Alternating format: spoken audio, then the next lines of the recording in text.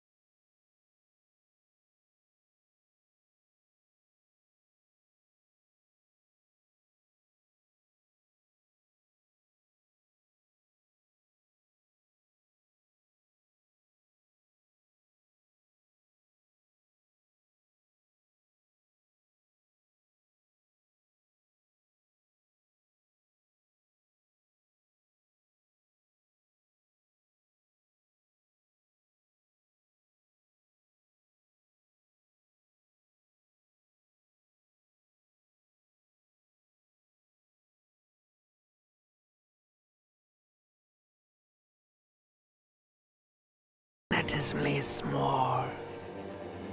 You can't even make out it's a ball when you're joking it out. It's that large.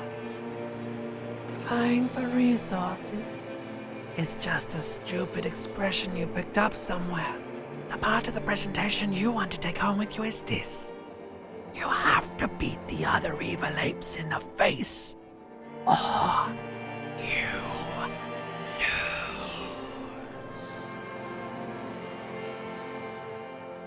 Somewhere in the sore, bloated man-meat around you. A sensation. Like a fly to the ointment, your conscience sticks to it.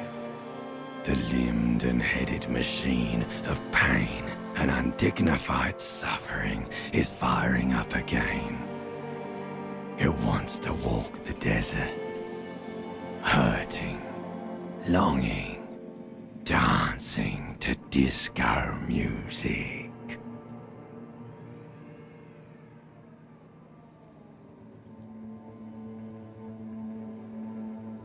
You can take it. You're a champion.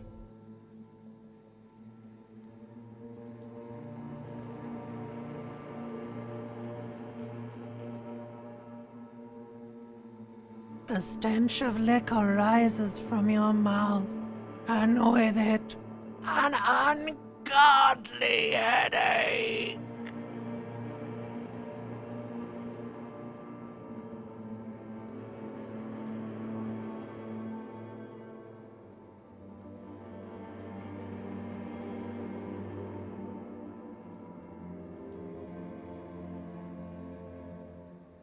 A fiery streak penetrates your skull, trying to force your eyes open.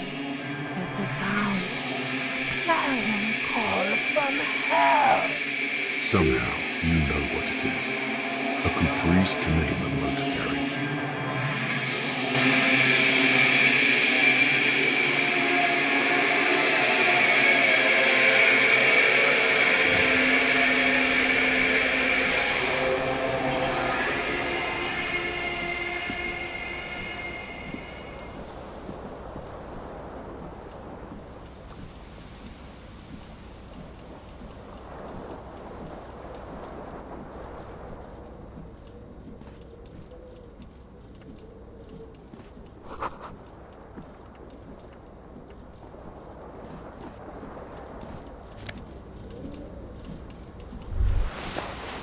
You hear a jingle.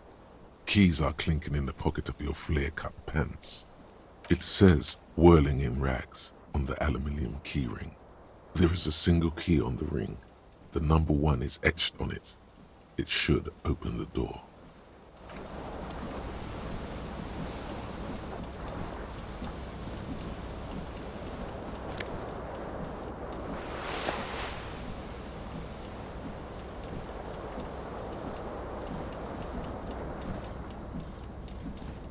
This fan has 2 chain pull switches. One ends in a tiny fan, the other in a light bulb. A truly horrific necktie has somehow attached itself to one of the blades. Or has it been consigned there as punishment? You feel as though this creature is your friend and wants to reattach itself to your neck so that you may continue your adventures together in this strange world. The blades come squeaking to a halt. It should be easier to reach the tie now. You swoop up and catch the tie. Snap! It's released from the blade. Warning, warning, the necktie is no longer contained. What you have in your hand is a fantastically colorful tie with 4 or 5 different patterns. The knot reminds you of a noose. If it's your friend, why was it up there? Who ties their friend to a ceiling fan? Maybe this thing is dangerous somehow. An ominous, foreboding feeling fills you as you look at the tie. A terrible mistake. Turn the lights off immediately. You can practically feel the photons burning a hole in your brain. The lights are off.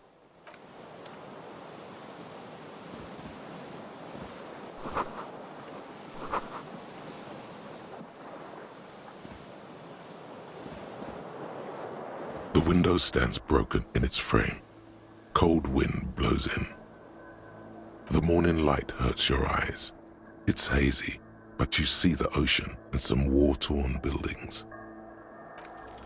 The shards face outward. Whatever broke this window came from the inside. A fine web of scarring covers the back of your right hand, but none of it is recent. More likely a projectile than a held object. There are no fragments on the floor from pulling a tool back in after impact. It is too large for a bullet, yet too small for a piece of furniture. You're looking for something heavy and larger than your fist, like the green shoe that's on the hat rack in the corner, which, coincidentally, is missing its friend. Congratulations, you smashed the window with your own shoe. Now you only have one. If you're lucky, you can still find the other on the balcony outside. The door to it should be outside your room. A cool wind gushes in. Your toes curl up from the cold.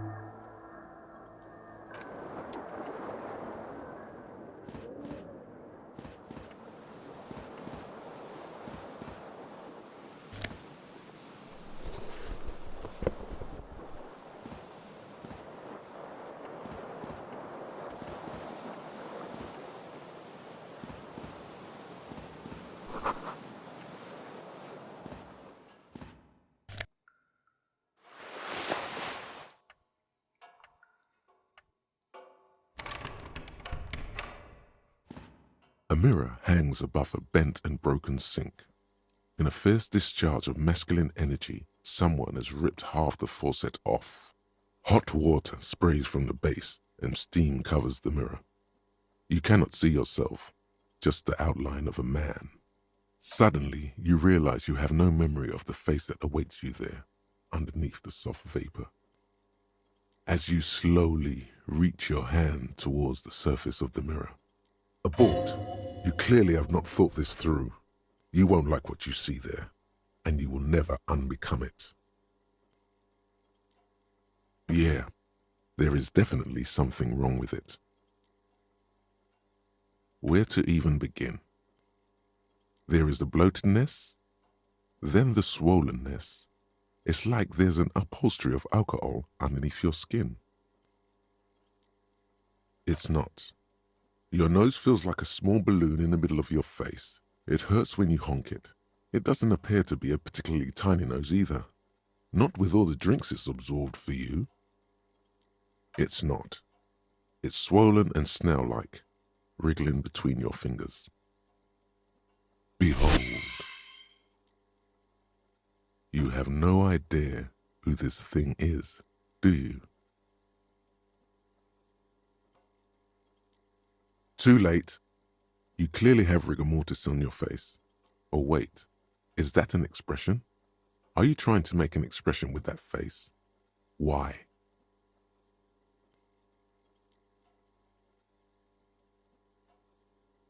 Please stop. It's horrible. You're scaring yourself. Oh my God. You can't stop. It's like it's not even voluntary anymore. You have worn that grin into your face and now it won't come off. What does it even mean? What is the emotion you're trying to convey?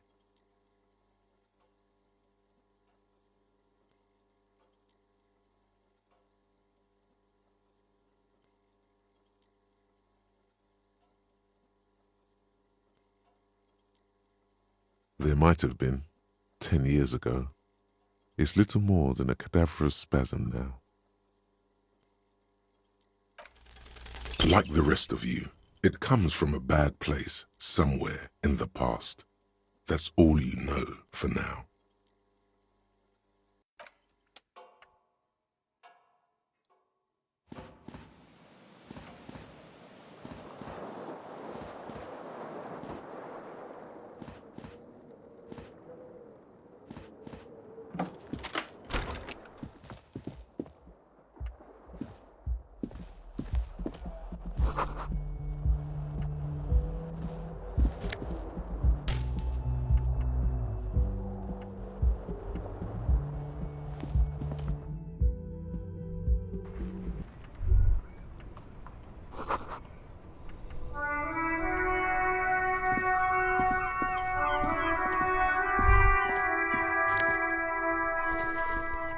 There they both are, two identical shoes, both copiously green and indiscriminately snakeskin, reunited on your feet, like two baby crocodiles.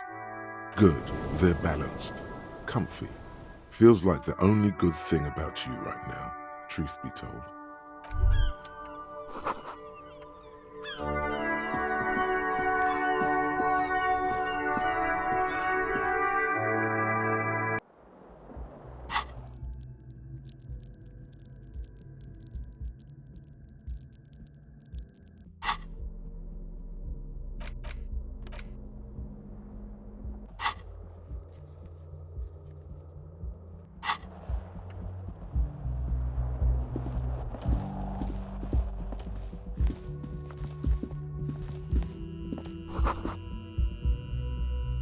Hello, officer. The young woman raises a cigarette to her lips. No?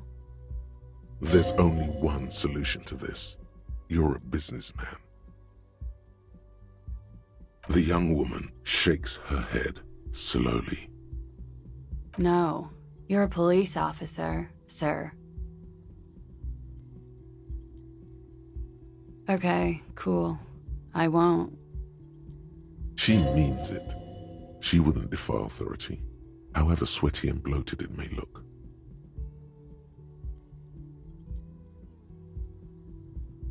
First, I have to ask, are you okay, sir? You look like you're about to throw up. Can I bring you something? She's right. Something wants to come out through your mouth, right in front of her, right here. It makes you put your hand on your stomach and swallow. Sir, you've been here for 3 days.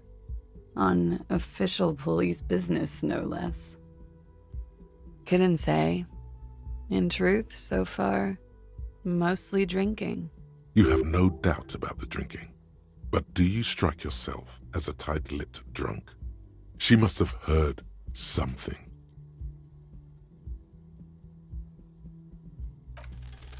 The words have already left your mouth. What was that? That's not even how words are used. What did you say? Come on, say it again. Come on, man. Pretty, please. One more time. Goddamn right you did. You crazy asshole, you. What kind of cop are you? Has the time come already?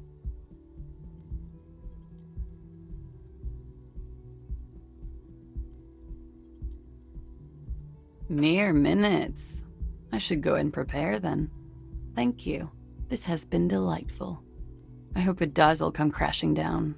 Otherwise, it's gonna suck for you later when you have to interrogate me.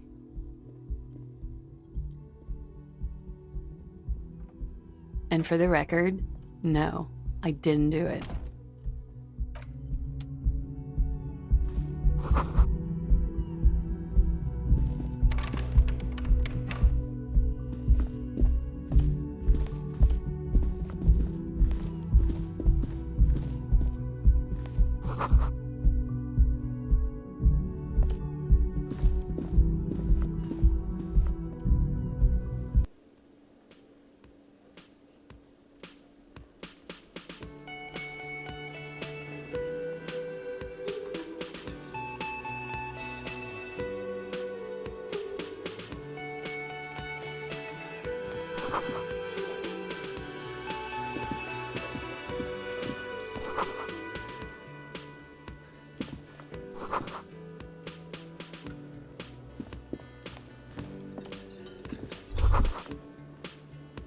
You should totally sing karaoke here, the first chance you get. Your emotions need to be expressed. People need to know your vast, oceanic soul. Utterly. And it needs to be heard. Through a PA system. By other people. You have not yet stumbled on the right lamentation, but it's out there. It'll come to you. You will wreak havoc with it. Don't worry. Serves them right. Wipe that smirk off their face with your sad, tragic song. Who's laughing now? No one. You have to find something tragic to sing first, though.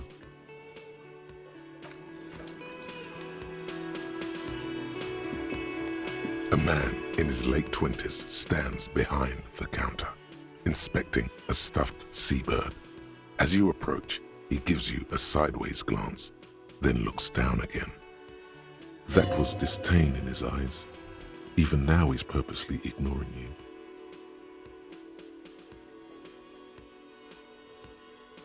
No, I'm not the bartender.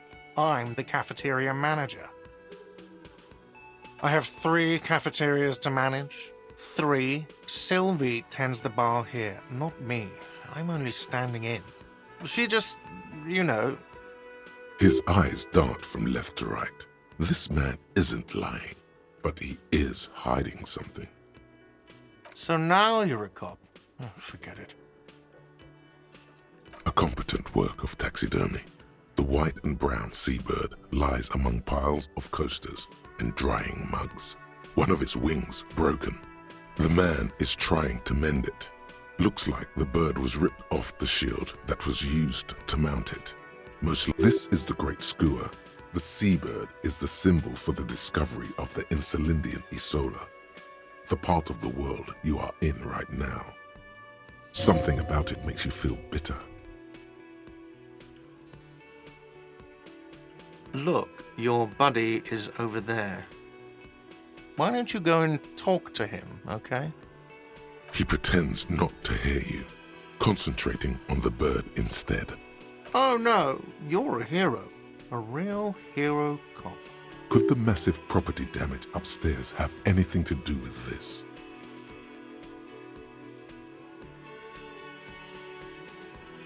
Am I? Or did you ride in, take the body down, solve the murder, and not trash my hostel room? No, you see, actually, you didn't. You haven't done anything even remotely useful since you got here. No, I haven't seen you around. I'm not always here.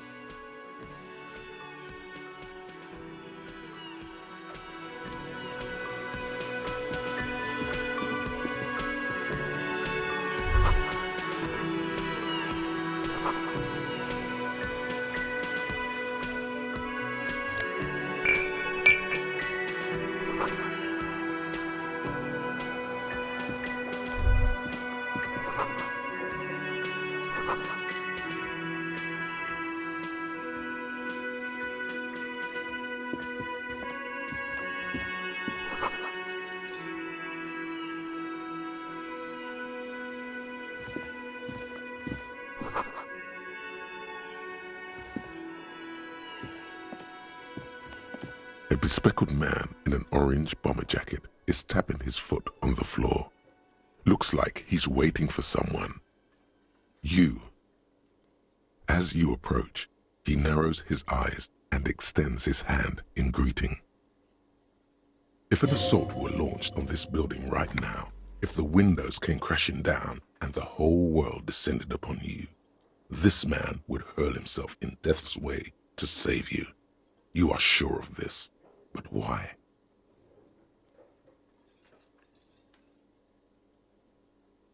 He is your half-brother. Hello, I'm Kim Kitsuragi, Lieutenant, Precinct 57. You must be from the 41st. You realize he is waiting for your name.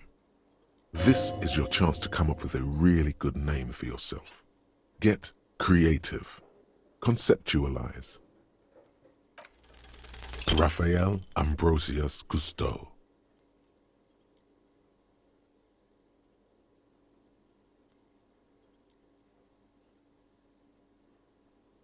You instinctively run your hand over the multi-patterned silk of your tie.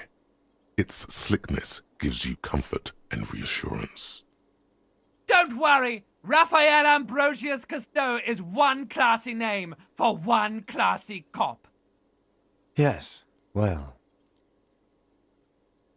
Not for a moment does he believe that's your real name. He casts it aside as an intra-departmental joke or a peculiarity he doesn't understand. it looks like we had a little scheduling error on Sunday. Saturday too, actually. Have you had time to talk to the manager here? What he means is, he has been trying to meet up with you for 2 days, but you have been otherwise occupied. If you don't mind, we should talk to him again. Ask him for a rundown of the area. Now that I'm here as well. I understand it also wouldn't hurt to assure him the police are finally here. In full force, I mean. Have you mapped out the initial interviews? Right. And the interviews? At the 57th, we like to prepare an initial list of persons of interest, and then just skim the surface. Prepare the field, get to know the players. You don't do that? Maybe it's not an inter-district practice. Okay, we'll have time for that after we take a look at the coroner's case. Have you removed the dead body from the tree? Mm-hmm.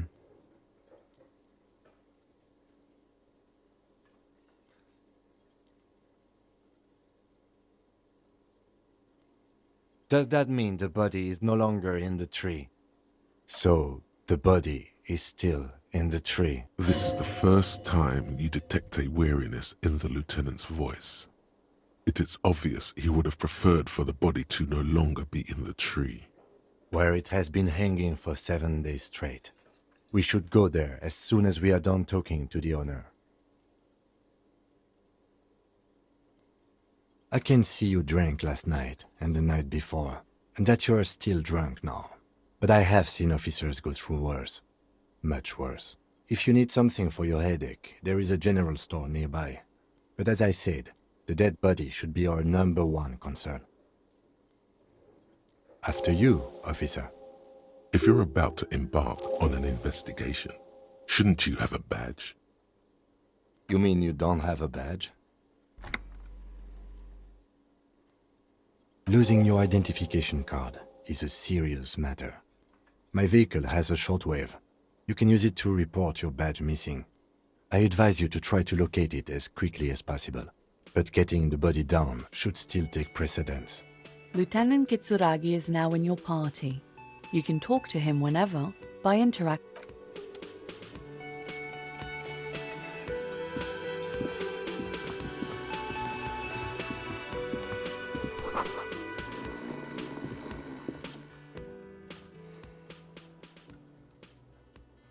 On the counter, rolled out of his open hand, you see a blister pack of headache medicine.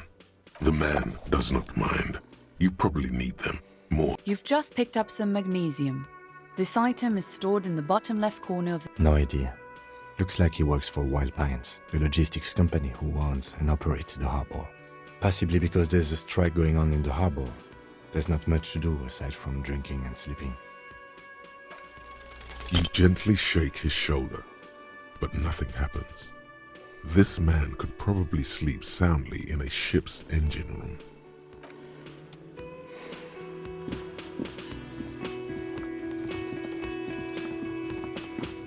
Hello, sweetie.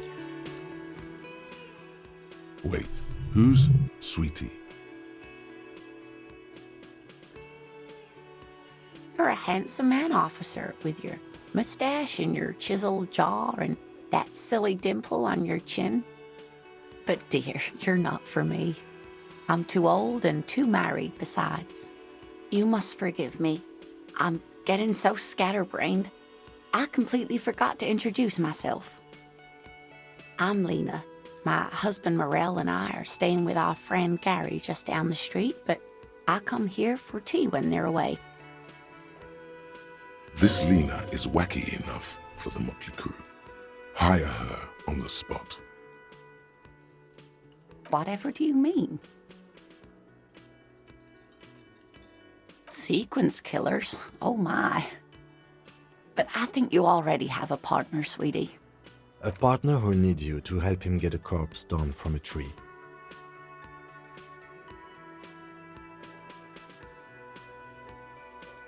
Yes, and it seems to me that you do well to stick close to him. He has the look of an upstanding officer of the law, someone you can lean on, and, sweetie, you are looking unsteady.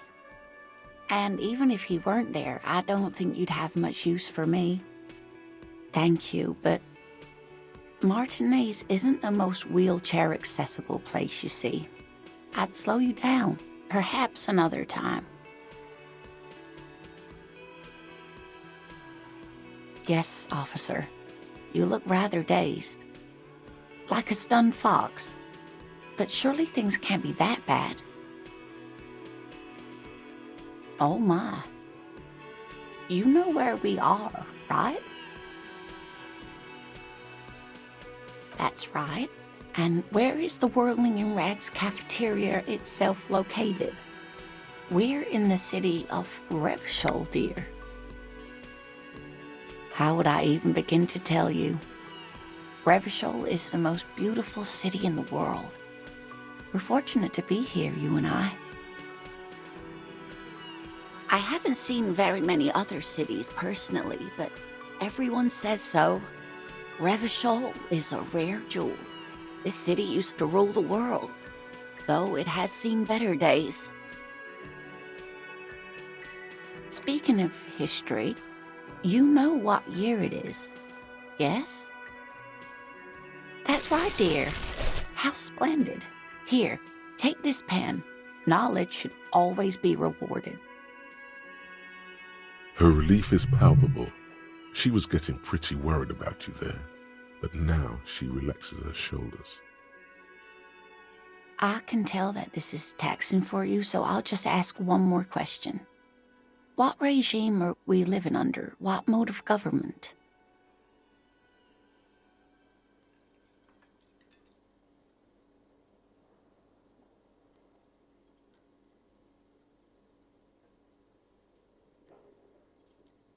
Nope, sadly not.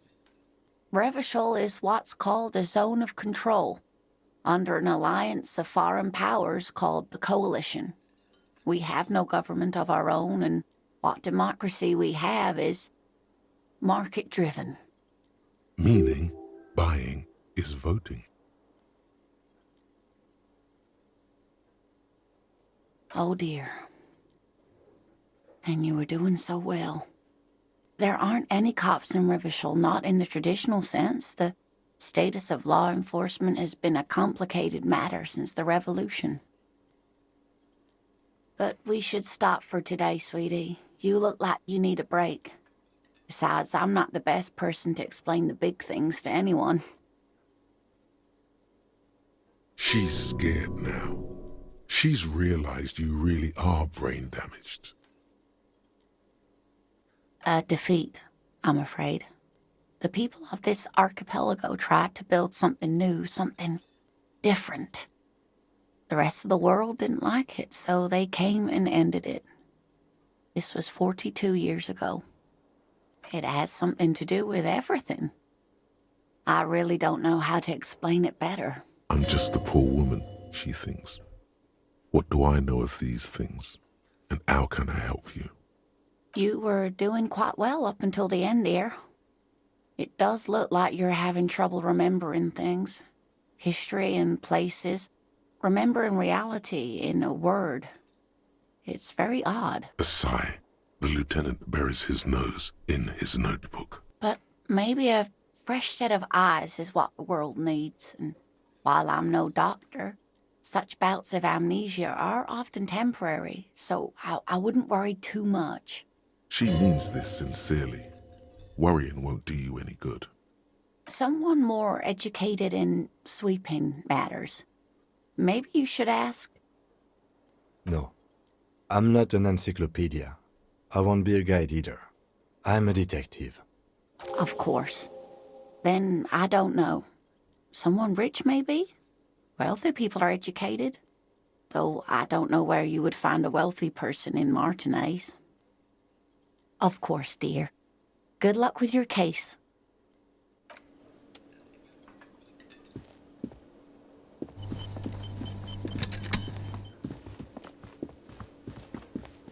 The man with the unimpressive beard notices you approaching.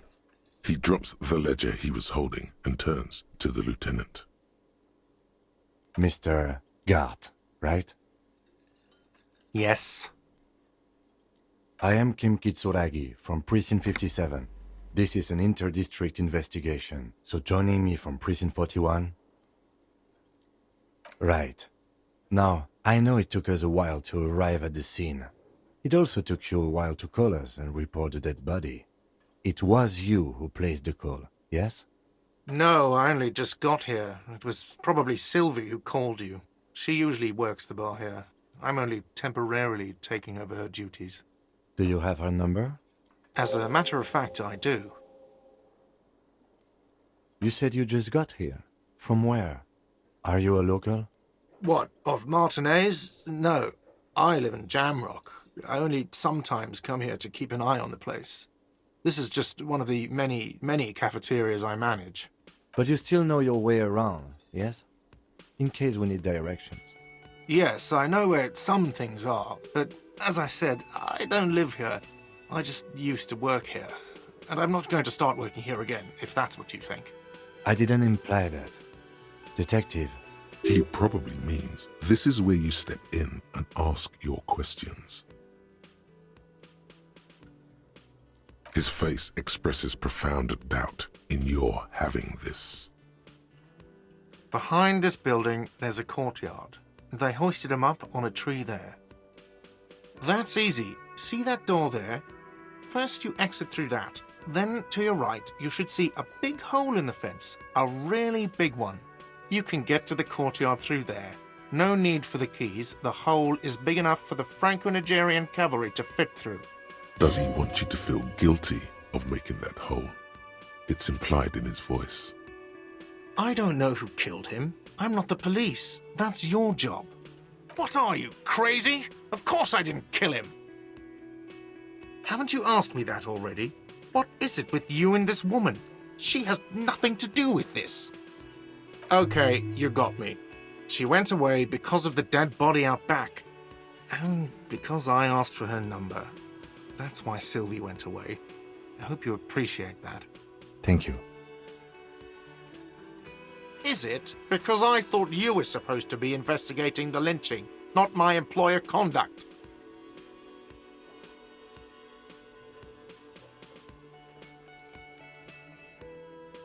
Good for you.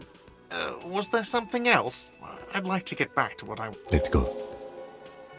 Not so fast. You owe me 130 real. No one is saying the multi-pattern necktie you found tied to the ceiling fan can talk. No one. It must be merely imagination. Let's bail! Time to push the eject button! Sounds like a responsibility! You don't like those!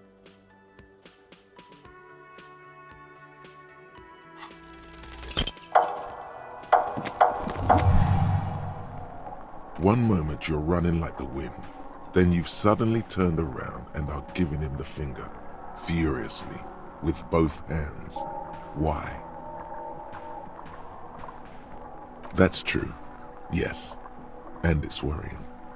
But let's not fixate on it. Look at that stupid bartender instead. He has no idea what's going on. You and your fuck you fingers floating in the air. Barkeep's got his mouth agape like an idiot. You showed him. Watch out!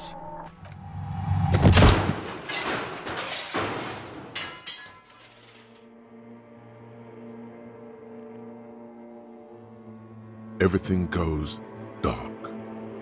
Back so soon. It was no accident.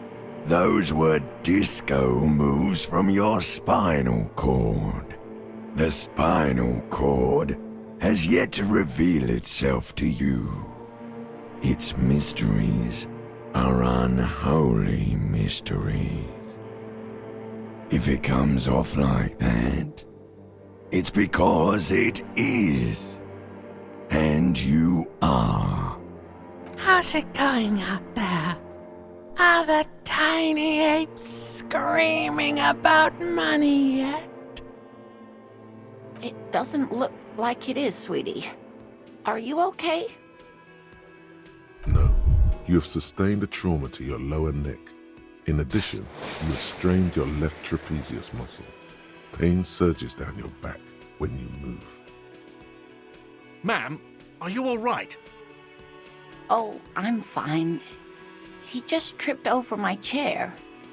Check on him. Sir, I didn't mean for this to happen. I'm sorry. This has always been a cop-friendly place. The drinks are on the house, okay?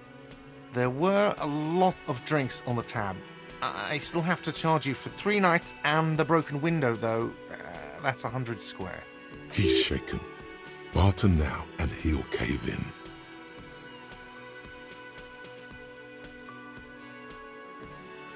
Okay, fine. I'll take it off your bill. Sleep in a post-apocalyptic hellhole if you want to. Just know I won't give you another room. Don't thank me yet. You still owe me 60 real for 3 nights stay. If you don't have it by tonight, I just can't let you up there. And for God's sake, watch out for yourself.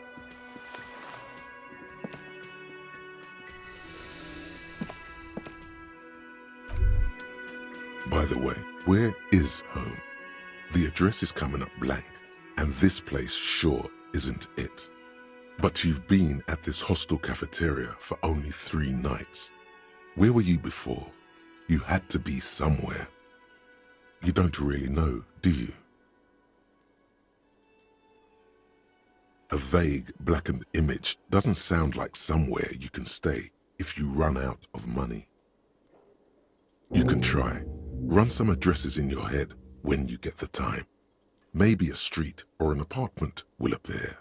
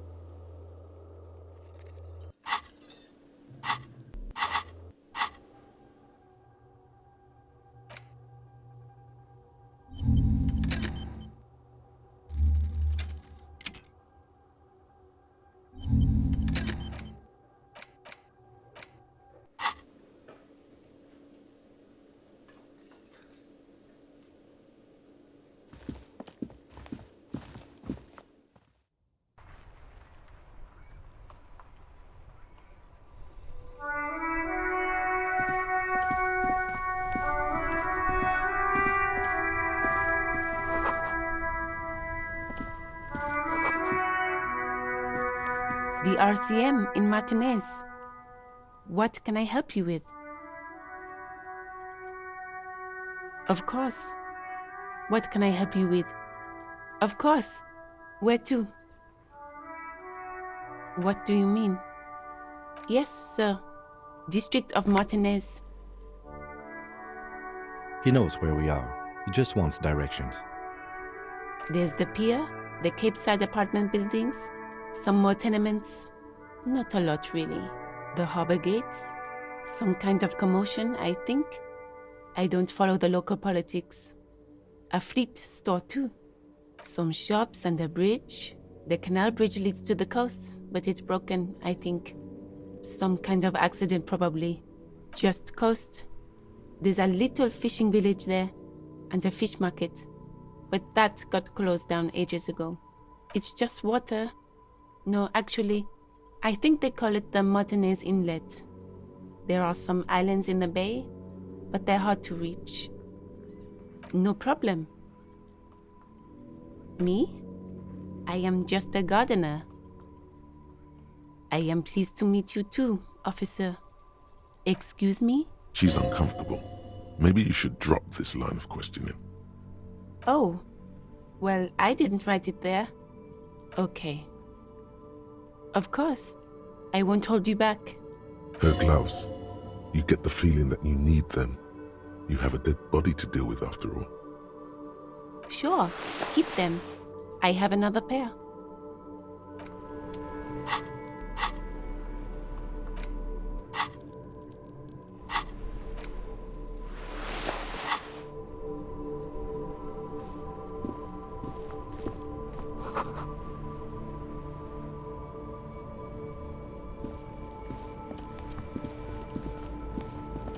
I am a gander and a hunter and a gatherer.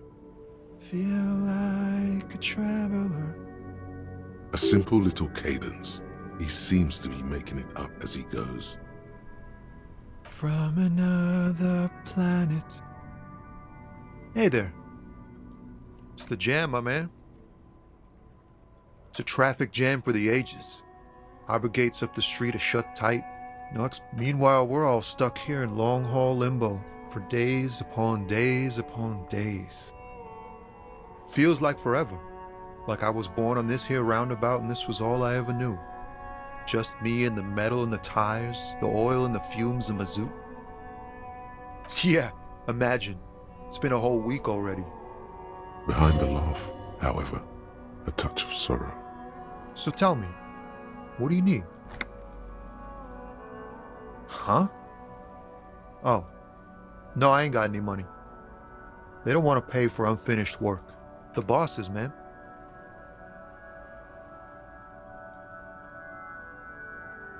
Yeah, it sure ain't good for me. Or you. I'd spare a coin or two for a city cop down in his luck. If I had saved 4 myself. Oh, high-grade narcotics. Time to arrest. Relax. He's merely joking. Ha! No, I'm joking, my man. Found runs a nice, clean business. This haul of cargo is mostly sporting goods. You know, tracksuits and that kind of thing. They usually get shipped to Grad and the Occident. Though we've been making headway in the Il-Moran market lately. We're pals and all, but I can't just freely hand out the merchandise. The bosses won't be happy. This rockin' beauty. Sure is, like a rash you can't get rid of. You interested in heavy-duty cargo machinery? A motor lorry, also called a camion, on Caillou and neighboring islands. This one looks roughed up enough to be some sort of found rust bucket. Maybe the A6. Good eye, my man. Yup, she's an old one, but reliable. Me and her spent a long time together. There it is again. A little touch of sadness beneath his cool. He thinks he's spent too long in this lorry. The man taps his fingers rhythmically against his arm. He ain't one of us drivers. I know that. All accounted for. Otherwise, I haven't really asked about that. Been wasting time right here. Keep him busy. It's easy to see he's telling the truth. He's kept his nose out of the dark stuff. Analyzing the fundamental structural and psychological conditions of being stranded in the midst of a sea of motor lorries and their sad, despondent chauffeurs. A sense of surprise there ain't more bodies hanging from more trees. It's like, whatever's going on over at the docks. Workers got a blockade set up, making demands, no way in or out. Some pretty wild stuff, I hear. Like a giant new power crane in half the company? I forget what exactly. Good on them, I guess. I've heard talk there's a company rep in town, too. Like, a strike negotiator type. They'd know what's up. Ah, yes, from the Wild Pines. We'll meet her soon enough, I'm sure. They want to keep that money flowing in, my man. Ka-ching! He doesn't blame them, but he's not on their side. That's for sure. Anything else? Yeah, this ain't really my area of expertise. I just do my job and get paid. I have things to do and places to be. All of us do. Us lorry drivers. Camionneurs. You still hang around here waiting for this mess to end. Most have scurried off somewhere to get drunk or high. Or laid. Not that I blame them, really. Not my thing. Chasing transient pleasures is a drag these days. I prefer the examined life now. Thinking, reflecting, observing. Ease into it. Don't go too far. This seems like a personal matter. I'm okay, man. Just... the jams got me down. The fumes, the chemical rainbows, the tarpaulin stretched on the frames and the dull engines off. Maybe the full-on, direct approach wasn't correct. Damn, it's tricky business looking into someone's eyes and not doing it wrong. Don't be a stranger.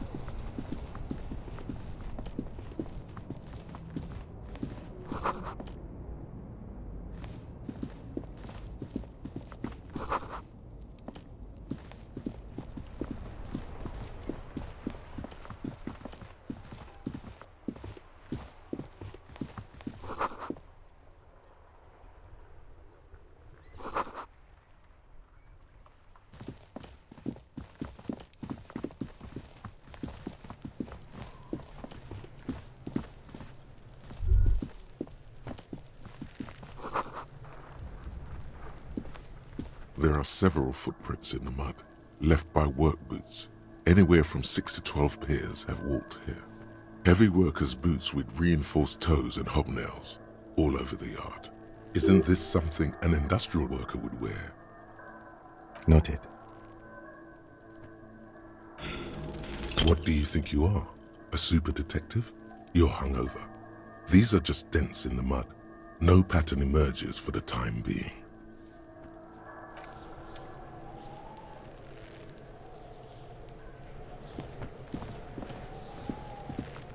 Kuno's got this!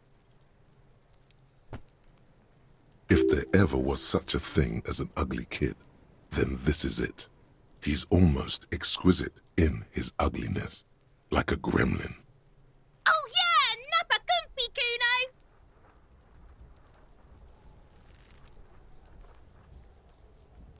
Right in the dick, Kuno! Get him right in the dick! Love it in the dick. The boy is sweating profusely. His eyes are like two black holes and his jaw is twitching as if trying to break free from the empire of his body.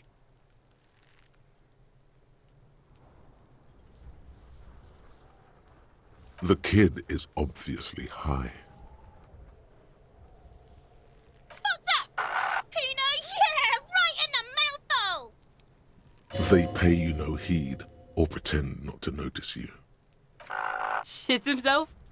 The rake, Kuno! You should throw the rake at him, Kuno!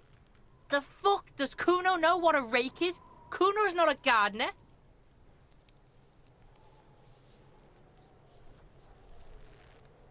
Alright, entertain the Kuno. Show me what you got. What you got there? What you got, huh? Show me what you got. Shitload pig. What's your question? Don't tell the pig shit, Kuno! Pig's choking! He's totally choking! If I were to want to waste my time, which I do not, I would ask them who he is, how he got there, and the usual. The usual being, have you seen anything out of the ordinary? Or have you seen anything suspicious? Kuno's fuck imp. Kuno uses the fuck imp for target practice. He's trying to hide the fact that he doesn't know. Kuno knows all kinds of shit. Kuno's not a snitch, that's all. Trying to make the Kuno sing into the popo phone. Probably climbed. Kuno was busy down the road when that shit went down. You heard Kuno? Kuno wasn't even in Martinez. Kuno wasn't in Revachol. Kuno wasn't regional. I don't know. Some fucking... Mesk or I don't know. Some other place. Night City. Kuno was in fucking Night City. There is no Night City anywhere. That sounds like the name of a city in some pulp science fiction novel. Why you gotta be riding Kuno's ass? You haven't been where Kuno's been. You haven't been in Kuno's head. You wanna know where Kuno was? You wanna know what Kuno's been fucking up to? Oh, don't tell him that, Kuno! It's lame! It's not fucking lame. Kuno's building Kuno's City. Night City. Rage City. The City of Rage. That's it. And it's not lame. Lame! That's the name of Kuno's City, bitch. Get the fuck off Kuno's back. This shit ain't about that. It's impossible to deduce what it is about, at least for the moment.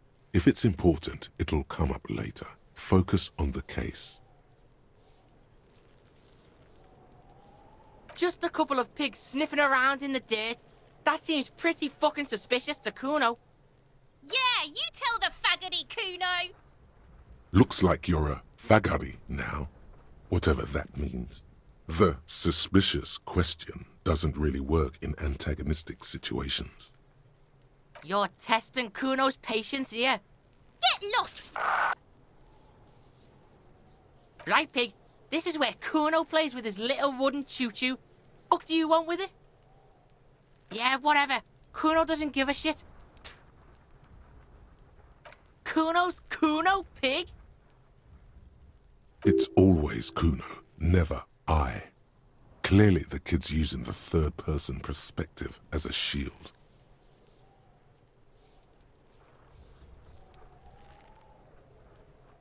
The fuck are you calling a third person? Kuno's the fucking first person? He looks slightly confused, but proud he came up with that retort. But right as he's getting distracted, you hear a malevolent hiss from behind the fence. Watch out, Kuno! He's trying to fiddle you! He's gonna put his hands on you! Help! Pig's got Kuno! Help! Rape! Help! He's got the Kuno, help! Everybody, please! He's digging his dick out! Escalate, Kuno! His dick is out! You're afraid! Pigs in here, Kuno! Somebody, please! How How did we get here? How did this happen? This makes no sense. There may still be a way out. Just appeal to his reason. Fucking logical! Help! The logical pig is fiddling Kuno!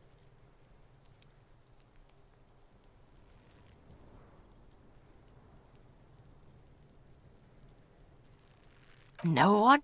Kuno's doing this because he likes it, pig. This is where Kuno establishes dominance over you. Change of plan. You can't let that happen. It will make things harder down the line. You may end up missing crucial information. Help! The pig's gagging him! Kuno can't speak! No!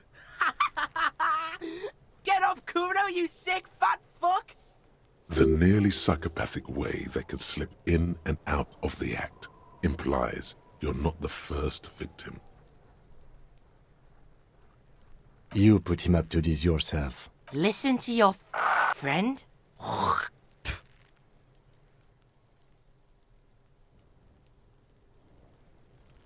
Kuno owns the fat ass. Help! The RCM is trying to fuck Kuno! Help!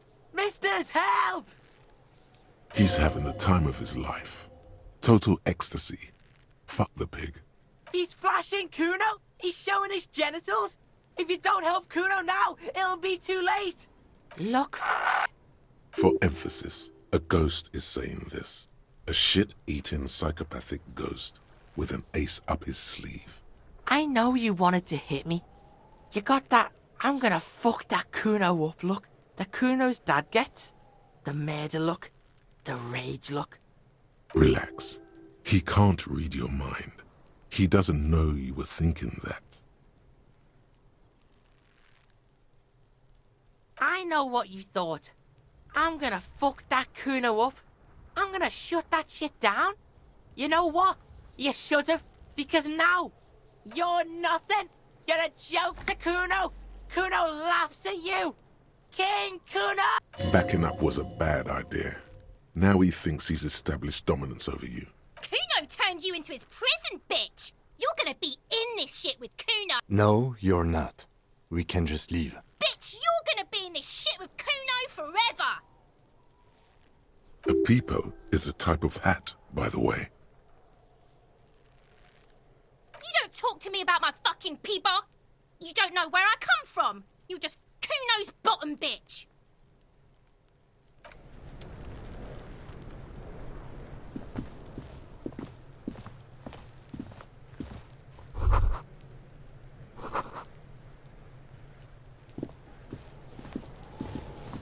This trash container, there's something in there.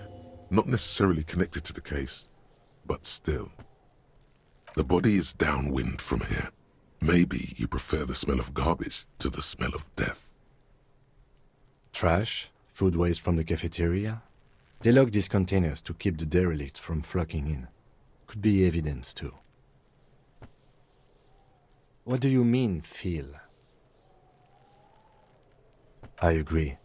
We should get someone from the remote viewers division here. He's being sarcastic. Do not ask what the remote viewers division is. Oh. It might also be evidence. The mob could have disposed of something in there. We should get it open. We could try using a pry bar. There's one in my motor carriage, or we could ask for a key from the manager of the Whirling in Rags. He probably has one. He might also have information. This is better than the pry bar idea. Kuno, the pig's getting pretty close to me. Come to snuff my shit out, I think. Looks like it's time for me to go, Kuno. Pig's come to take me in. I'm going away for a long, long time, Kuno. Going away for life. What's going on there? Fuck are you trying to pull, pig? You don't want to fuck with me. I got my hands bloody. I'm not here, pig. You're not seeing this. You can still see the top of her hat from behind the fence.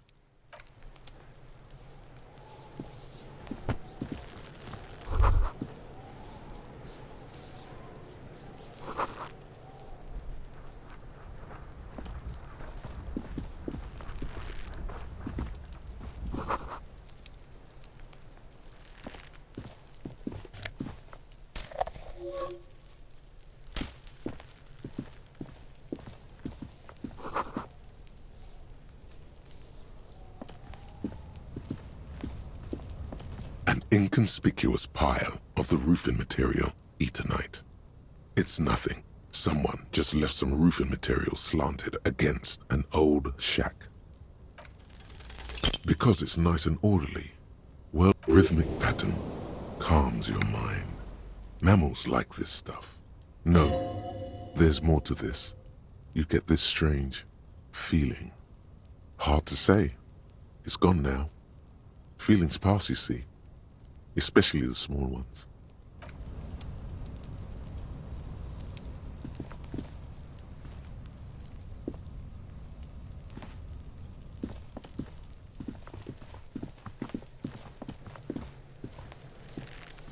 The corpse looks at you with bulging white eyes. The face around them does not look human. It's swollen and ready to burst. His lips are fish-like and his tongue like a ball gag in his mouth. You seem to be holding your breath. A cargo belt twists his neck at an unnatural angle. The body below appears stiff. It's letting out an ungodly rot. The smell seeps in even through your clenched nostrils. Active decay. It's okay to throw up, officer. No one is judging. He's about to blow! Cock's gonna blow, Kuno! There he still is, looking. The smell is repulsive. It pushes in from your mouth, more instant and more familiar than anything you'd expected. More fever than odor. It fills your mind, flushing you from within.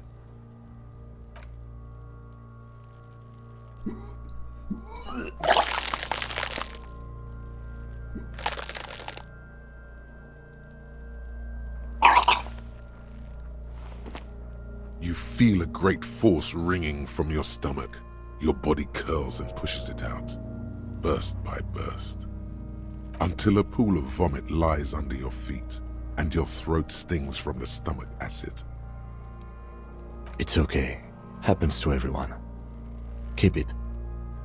The hangover is clearly making this worse for you. You could use some ammonia to clear your head. If you can handle the headache. Some officers use it to deal with cadaverine odor. I can't handle the... It's more likely he can handle the smell, unlike you. There is Frit nearby, east of the hostel. They usually have a small apothecary. If they don't, there's a greenhouse here, and a gardener with a wheelbarrow on the corner of the whirling in rags. If she works here, she might have something for the smell. Pretty clever. Acquiring ammonia will provide a modifier to the white check. Modifiers make checks easier and allow you to retry them.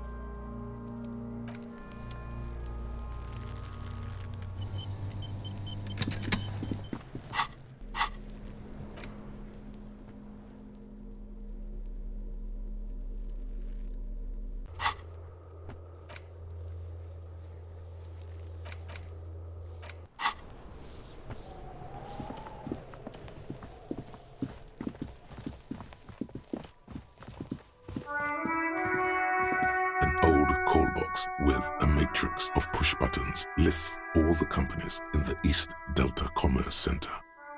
An off-key melody starts playing after you ring the doorbell. Then... Kuno, please stop calling here. Grown-ups don't have time for your stupid games. She thinks you're the gremlin child. What would he say to this?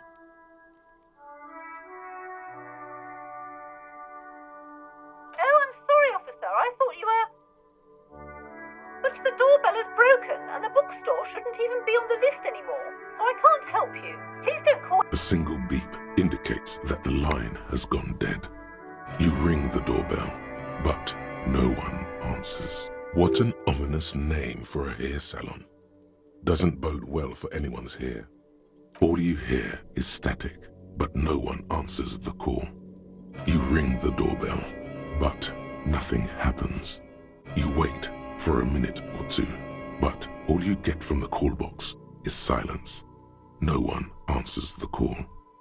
Looks like someone has melted half the plastic off with a lighter. The doorbell doesn't work anymore. You hear static from the intercom speaker. It sounds as if someone has picked up the receiver but isn't saying anything. Yes, hello. This is Tricentennial Electric. Have you come to place an order? She sounds almost antique, as if her voice was being played off an old wax cylinder. A receiver must not be working properly.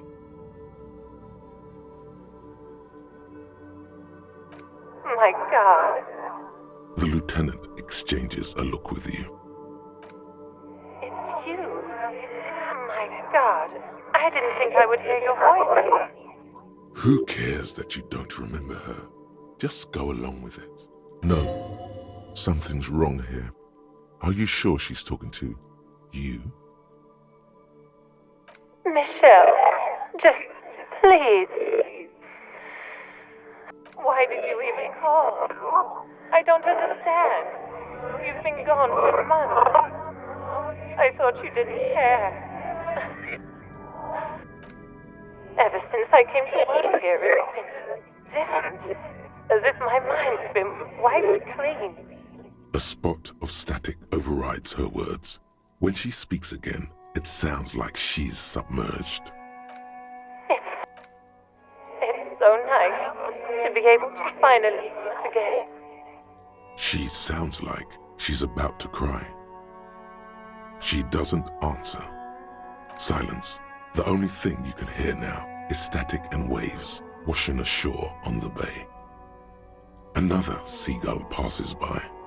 It's getting cold standing here, staring at the silent call box. I don't know what happened either. We should probably stop playing with this thing. You press the number sign on the keypad that terminates the call. 12 name cards on the call box read. Whatever she says, it can't hurt you. You're a different person now. Stronger, all right. Maybe not healthier, but it's a bonus that you've drunk so hard you can't remember any of your past relationships. Oblivion's the ace in your corner. There's a light buzz as you press the doorbell, waiting for her to answer the call. It's cold outside, and you can hear the wind blowing into the speaker. Yes, hello. This is Tricentennial Electric. Have you come to place an order? My God. Here come the bad vibes again. Relax. Distance yourself from it. It's you. My Wait, is she... Michelle, just please. Why did you even call? I don't understand. You've been gone for months. I thought you didn't care. Is this some kind of joke? The voice from the intercom doesn't answer, but you can hear her breathing. Wind blows into your microphone again, crackling and echoing in the box. Ever since I came to work here, it's been different. As if my mind's been wiped clean. You press the number sign on the keypad that terminates the call. 12 name cards on the call box read. Silence. No one's home at Fortress Accident. Silence. No one answers the doorbell. Nothing happens after you ring the doorbell. They don't want to talk to you. Silence. No one answers your call. This button looks new, but someone has removed the name card. Nothing happens when you try to ring it. This button looks new. It's probably not connected yet.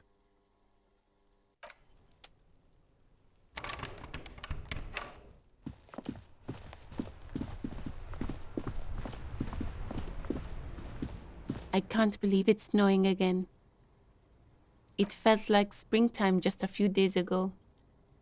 Sure, I'm done with it. Go easy on that stuff. It gave me a terrible headache.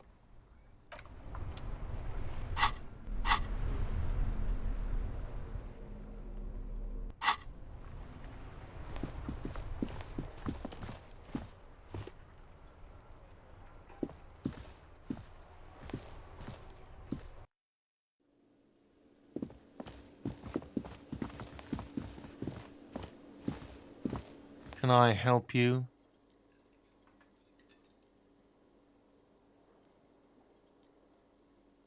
Mine? No, it belongs to the Whirling in Rags.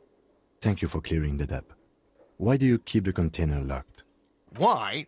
To keep the hobos and drunks out. That's why. And the neighbors too. They put their trash there and they don't pay for the garbage company. I thought as much.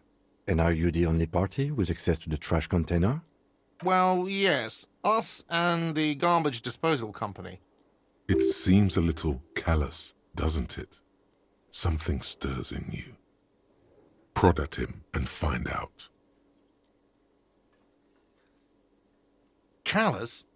What are you, Kras Mazov? Almost all establishments in Revachol keep their trash locked. The Whirling in Rags is not special in that regard.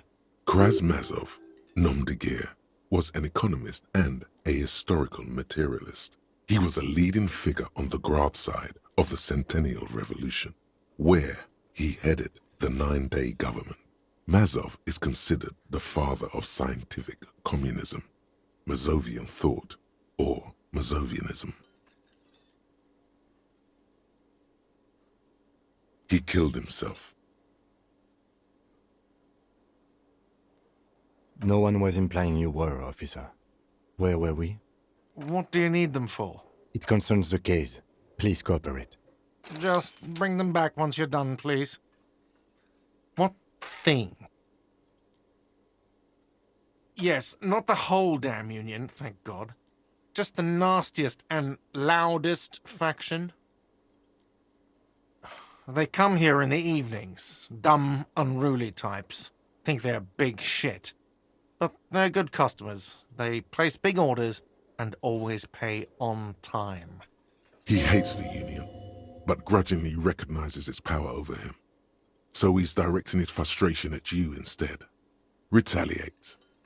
I don't. I'm simply providing a service, or really facilitating the offering of services to paying customers, and it doesn't matter. I don't have to explain myself to you. We should find out who this Lord faction is, occupying the booth. Loudness means talkative, and we need info. We don't. We have to wait. They'll show up sooner or later. Men get hungry, even striking men. If not today, then they'll be here tomorrow. There are these things called days. You sleep between them. He's saying they'll come after you've slept. Just making clear you got that. What are you, a cook now? That's none of your business. He wasn't pan-fried, he was lynched. What could the kitchen possibly have to do with... Fine, okay. The kitchen is closed until 1 p.m. because the cook is working. You can snoop around after that, if you must. What? By the way, you should come back to this thing-based questionnaire if you see anything interesting in the Whirling later. Absolutely out of the question. You wait and see, cafeteria manager. Absolutely in the question. First we find a sad banger. Then we sing this place to shit. Your body is ready, sire.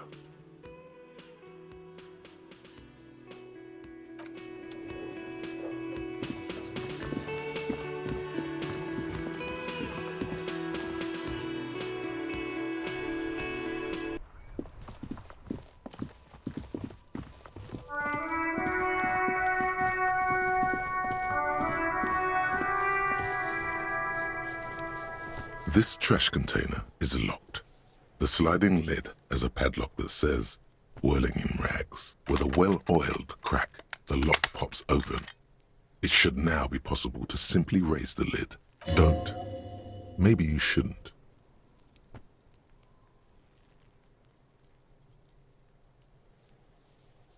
There is, but you won't like it. Sweat forms on your brow. Your hand is still on the lid. The smell of rotten food rises to greet you. You see soggy cartons, dirty rags, and organic waste. We're just in time. This hasn't been emptied for over a week. You see milk, An egg rest with one broken egg in it. Some pasta wrapper. Picking up the soggy packages somehow feels familiar. A box falls into pieces in your hands. Batiste Soleil cereal. There are plastic pasta packages below. And turbo noodles. Nothing of note, however. Among the threadbare kitchen towels, something catches your eye. A pair of denim trousers. As the legs of the slime-covered jeans begin to unspool from the garbage, a rank corpse smell fills the air. The victim's clothes? Cadaverine odor is faint. If these belong to the deceased, they were removed when he was still in the early stages of decay. Drop them in here, officer. Guitar-marked blue jeans. Pockets empty or emptied. He wore them with a belt, too. A white belt. The loop, the belt is missing. That's it. Do you see anything else in there? I have another bag here. Something slimy catches your eye. A drab, long-sleeved shirt, olive-colored, appears from the food waste, dripping with pus. This is a military-type overgarment. No label or serial number. This is the kind of rib-knit shirt that's worn over light armor to conceal it in an urban scenario. Anything more?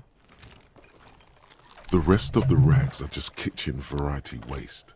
A yellow old mug that catches your eye. But other than that... All right. We should go to Gart again and ask if he knows who put the clothes in the trash. It could be as simple as someone from the hostel cleaning the yard. Or that one. I'd advise against confronting that force. Not really. All we know is the victim's clothes are in the trash, the lid was locked, and his establishment had the key. It's just a small loose thread. The lieutenant nods. Then it's just organic waste, cold and slimy on your hands. Apple and potato peels, mostly. Unidentified sludge, and the occasional chicken bone thrown in for good measure. But hey, nothing. It's nothing. Nothing more to see here. What's this?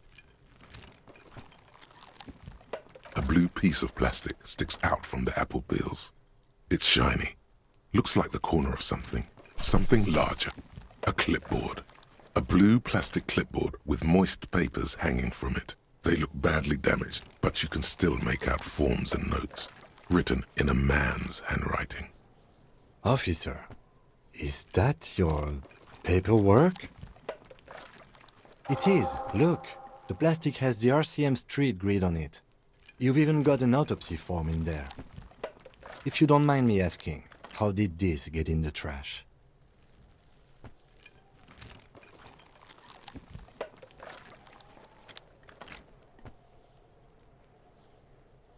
Well... His eyes express a rare condolence. Then he picks it up. Lucky we found it. You should take stock of what remains, just to be sure some has not made it into the hands of the RCM's adversaries. Organized crime and the like. There might have been police secrets in your notes. It would also not hurt to start taking notes on the case. Now, tell me what your eagle eyes see. Or are we finished? Some items, such as the ledger you found, are interactable. Go to your inventory and select the Interact tab to read your paperwork. You pick out a broken mug with an oddly racist depiction of the yellow man frolicking in saffron, only in its social sensibility. You've acquired an interactable item. Investigate this item further by going to the Interact tab in your inventory. The container sounds a muffled gong. That's one thing off the list. I think we got it all.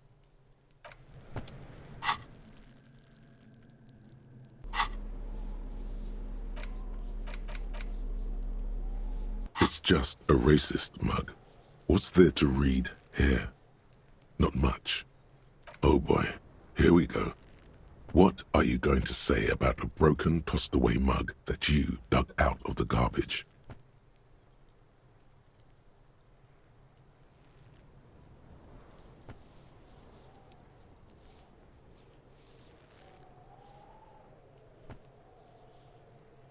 Understood.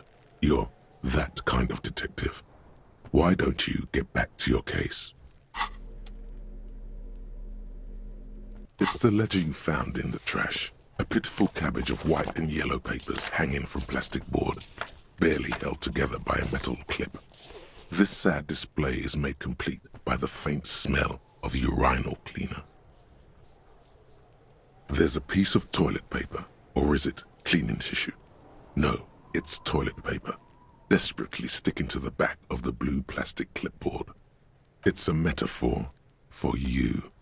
Below the pathetics, terror. Do not look into its blue heart. It's just toilet paper sticking to the back of the plastic clipboard. You can take it off if you want. Still wet, the toilet paper peels off the plastic easily. All you have to do is shake it off with your finger and voila! The ledger now looks marginally better. An aluminium block runs the width of the board, biting down on the paperwork. Its crocodile teeth are the only thing keeping the papers together. A regular pencil, the tip worn down to nothing, has been attached to the clip. The surface is interrupted by a silvery sticker. It's rectangular, sparkling with iridescence. You don't know how you didn't notice it before. What? That thing.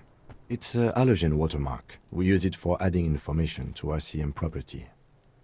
It depends. Aside from an anti-counterfeiting stamp, mine has my station number and address. The information varies by date of issue. Maybe yours will have how many cases you've solved. How many years you've been on the force, he's thinking. It'll have that. Any capable light with the right wavelength will do. All RCM vehicles have headlights designed to reveal halogen watermarks. Mine too. This means you can read the watermarks if you just turn the lights on. Okay. While a bunch of sodden papers sag from the clipboard in your hand, it's a sorry sight.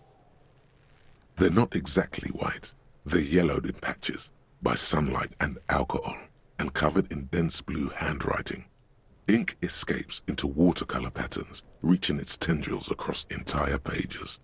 The paper itself is checkered, with faint red lines, forming short paragraphs. Once in a while, there's a red stamp that exclaims, "Case files commit to paper." The case files themselves are plenty. You count more than 100 sodden, crumpled up, earmarked pages falling apart in your hands. They appear to be sufficiently organized and extremely dense, if mostly illegible. Work, strife, poverty, the Jamrock Quarter. These are handwritten logs of investigations dating back to January 51, this year. The exact number is hard to estimate due to missing pages and an odd naming convention. But there are at least 20, maybe 30 cases undertaken, not completed, mind you. It's the middle of March. You have attempted 2 cases a week on average. Huh? 2 complex cases to undertake is a lot, yes. You really have to push yourself. I would not suggest it, lest you start making mistakes. 2? That's a lot. I didn't mean to say you are making mistakes, by the way. That was presumptuous of me. It's okay. We all make mistakes. God knows I've made my share. He tries not to think of them. Like a fan of gills, the checkered papers dry in your hand. The handwriting is extremely dense, if mostly illegible. Yes, it appears you employ a, shall we say, robust yet literary system. Each investigation has its case number written on the margins.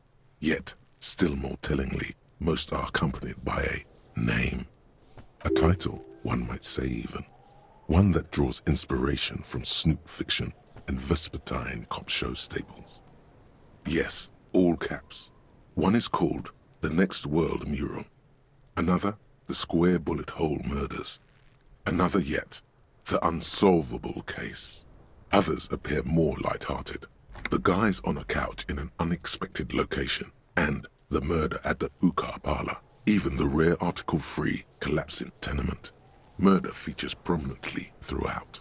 It's going to take an effort to piece these case files together, but it can be done. Once you're done inspecting them up close, there is, for precisely one more, 15 pages near the end remain untouched by the damage. The checkered grid forms a structure of passages, breaking the case into subtasks to accomplish. Once all the tasks are accomplished, the case is complete. The tasks you've completed flow out of the kind green ape pen in a brash freehand similar to the rest of the letters. The wording comes easily. It's almost robotically simple, a language developed for mental rigor and simplicity. Inspect the victim's body. Interview the cafeteria manager. It's not exactly poetry, but poetry would be out of place. A satisfying slash sounds across the paper. You're done, it seems to say. And you, and you. Things to be done and things already done. The composition of reality. This is an extremely useful tool for a detective of the citizens' militia. Now all that remains is to name the case. No, actually. Any ideas? Great. That's great. That's actually what I was thinking too. The Hanged Man. Good, strong name. We have a very good name for the case now. I'm going to start calling it the Hanged Man. It's good we sorted this out. You don't exactly close them, so much as distance yourself from the smelly papers. They're a little further from your nose now.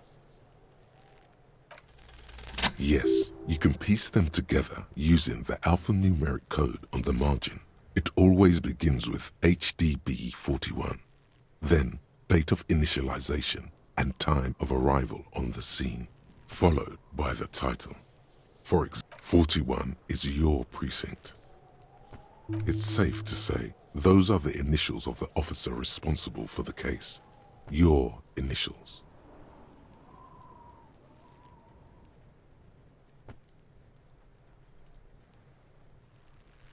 I got nothing here either. Logic really isn't the best faculty to have this conversation with, but it's the one you got. So sorry. Yeah, we're staying out of this business for now. HDB is bad news from yesteryear. It takes about half an hour to piece one together using the system you've devised. Where do you want to start? This one is relatively easy to reconstruct. Overnight on 1202, a graffito, nay, a mural, appears on an 8-story tenement overlooking central Jamrock. The building is a sparsely inhabited ghost tower, part of a failed real estate development called Grand Couronne. Cause of failure, rent too high. The mural is enormous. 2 silhouettes, a man and a woman, are kissing. The text cut into their form reads, "True love is possible, only in the next world. For new people, it is too late for us. Wreak havoc on the middle class." People call it that thing and that fucking thing. It's visible for miles. In 2 days, the station's complaints desk gets clogged with requests to remove the bummer. You and your partner are assigned to the case. The graffito crew is easy to track down. Only the bell lectures have the literage of industrial paint to cover the surface. One of the graffito artists is rumored to be rich. They take responsibility for the execution, but not the design.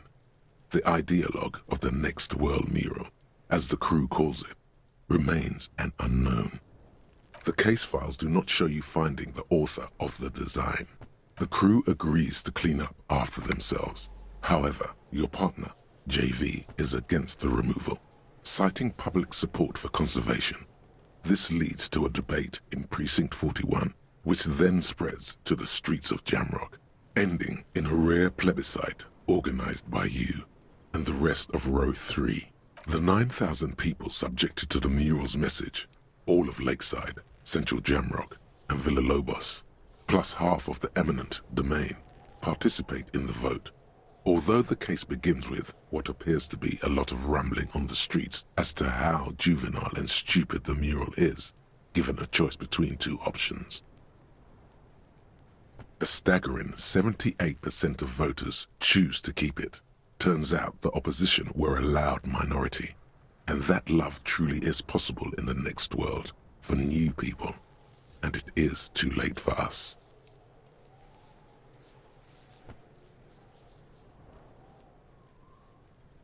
Did anyone ask you what you believe in, man with the smelly toilet ledger?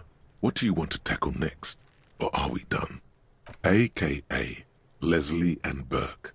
AKA the public indecency drunk and the property damage drunk is a cursed case. It has been passed from unsuspecting officer to unsuspecting officer for 10 years. On January 29, the unsolvable case made its way to you. Why you accepted it, it is unclear. Every officer, and indeed most civilians in Jamrock, know it's unsolvable. Leslie will always take his pants off when he's drunk. Burke will always trash everything. It's just what they do. It is their nature. You cannot change the nature of a man. And you can't lock them away because public indecency and small-scale property damage are not punishable by incarceration.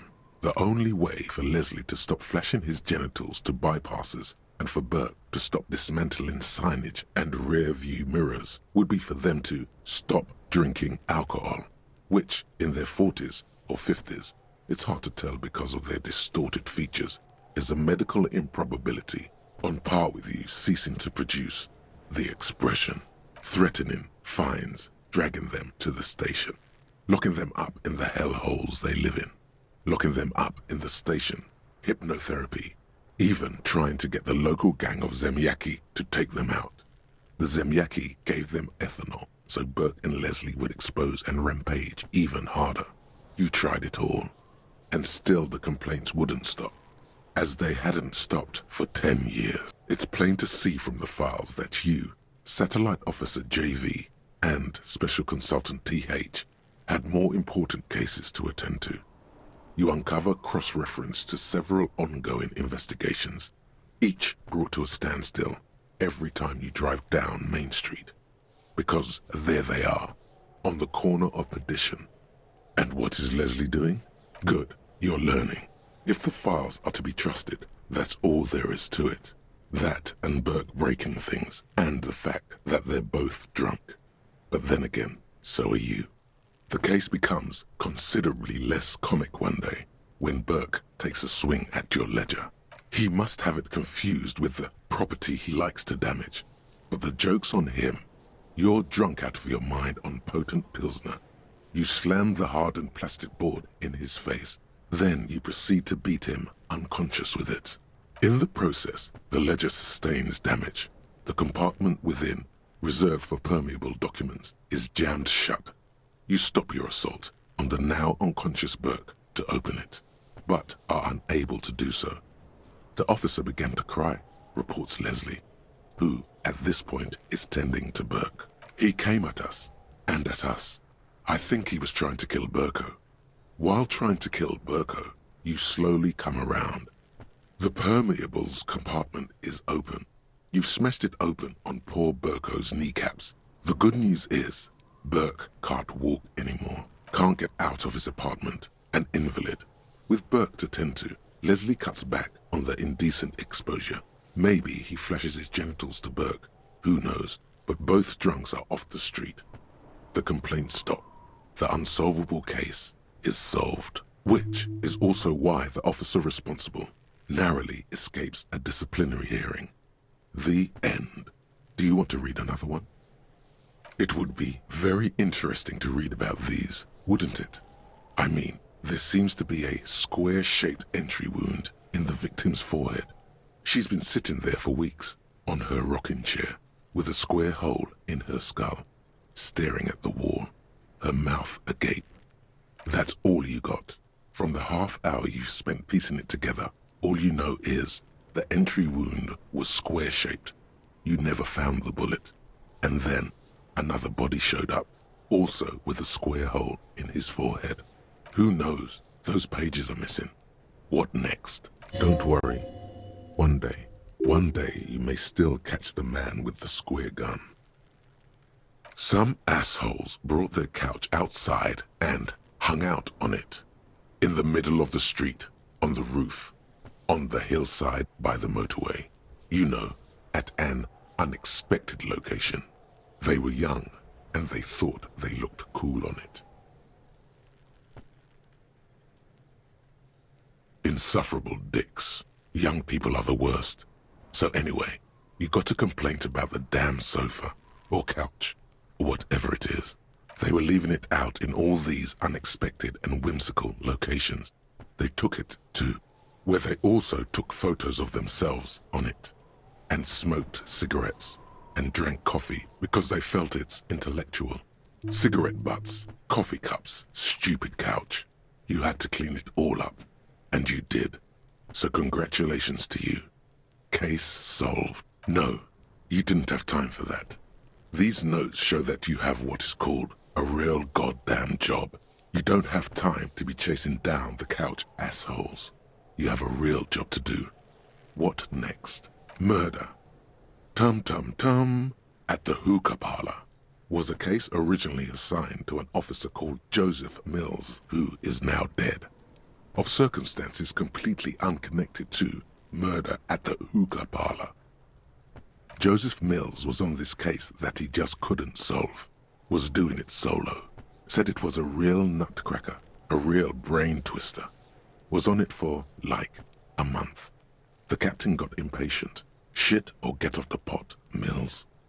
Mills didn't get off the pot. Not yet. He kept at it for a couple of weeks more, racking his brains, running with every theory, as outlandish as they seemed. Still couldn't solve the murder at the hookah parlor. Tough case, he said. Toughest he's ever had. No, he was awful. Awful sense of humor, too. The worst jokes you've ever heard. Really rapey. Still, he'd been on it for months now. Said it was the final case. Said it was uncrackable. That murderer vanished into thin air. That goddamn hookah parlor was all he talked about. Okay, so the case is handed to you because Mills isn't getting anywhere, and you look into it. Here's the setup. A young man is found dead in a hookah parlor. You know, those places where you go and smoke bubblegum-flavored vapor all day. Yeah, really lame. So anyway, young man in his 20s found with his skull busted open, right on the floor of the hookah parlor, in the middle of the day. No one else is in there. Only client that day. In perfect health, too. Some kind of movie producer. No one enters. No one exits. He's just sucking on his watermelon hookah all morning, all noon, like he usually does. He's a regular. No calls, nothing. Just sucking on the hookah until 15:45. Then bam, he's dead on the floor with his skull busted open, blood everywhere. What happened? How can it be? Mills has no idea. Invisible assassin, movie deal gone sour.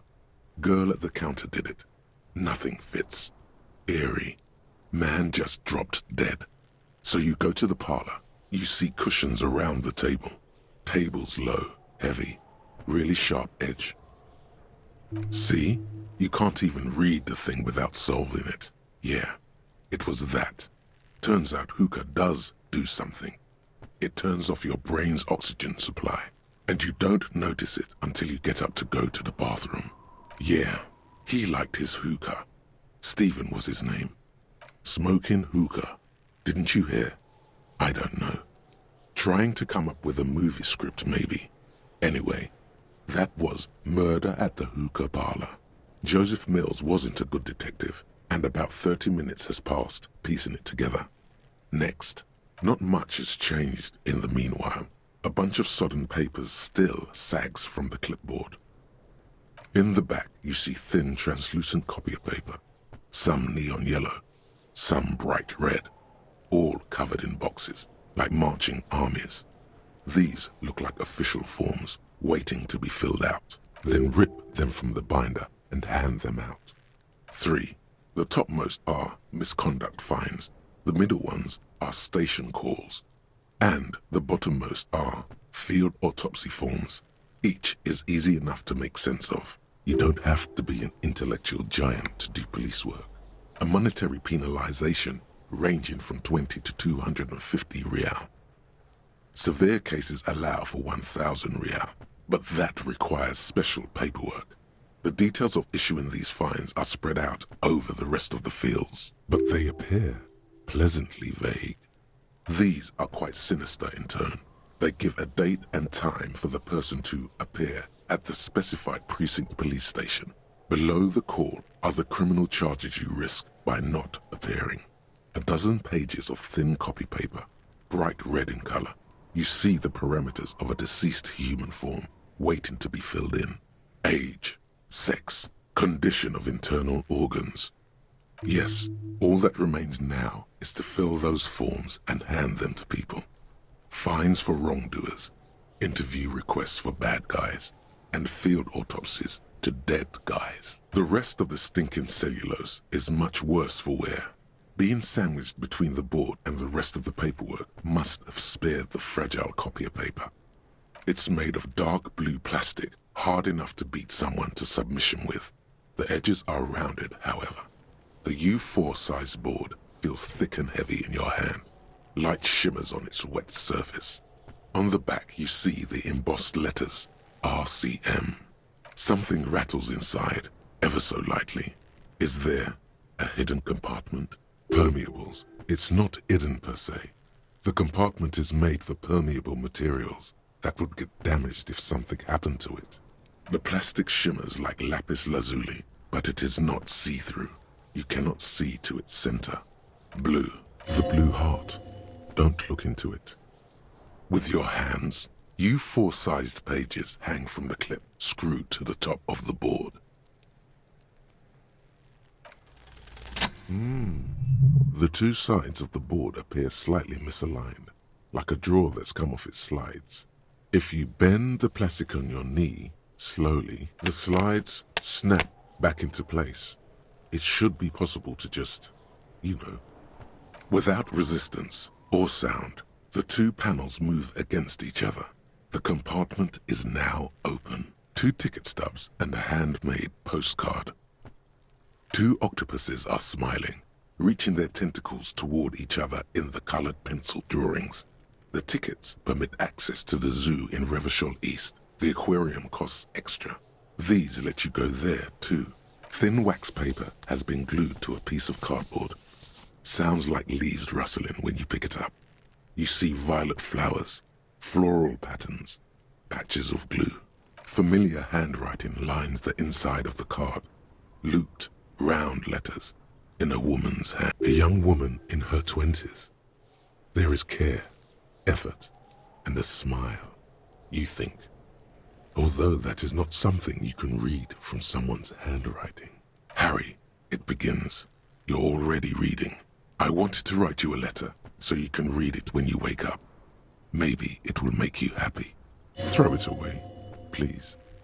A merciful wind blows in from the bay of Revachol, dusting the ground at your feet and raising newspapers far away. You feel the card slipping into it. Your hands shake, holding onto it. Every morning when I step out and you're asleep behind me, it says, I find a little piece of sadness in me. I carry it in my chest down Voyager Road. Every step I take, it grows. By the time I reach the fuel station, it has filled me entirely. I step onto the light rail and look back. Sparks fall from the bow collector. I know it will be like this until late afternoon, when I get off the 42 and walk back to you. You. Every step I take will get lighter. It almost makes me run. Sometimes I do. I can't believe I met you. I can't believe the happiness I feel with you. You have a vast, vast soul, and I will always, always, always come back to it. Kisses, kisses, kisses. You feel the air sucked out of your lungs and the blood sucked out of your head. Everything around you gets dark. Small white dots appear. You feel the ledger slip from your hand. No, hold on. To what? There's nothing. Detective, is everything all right?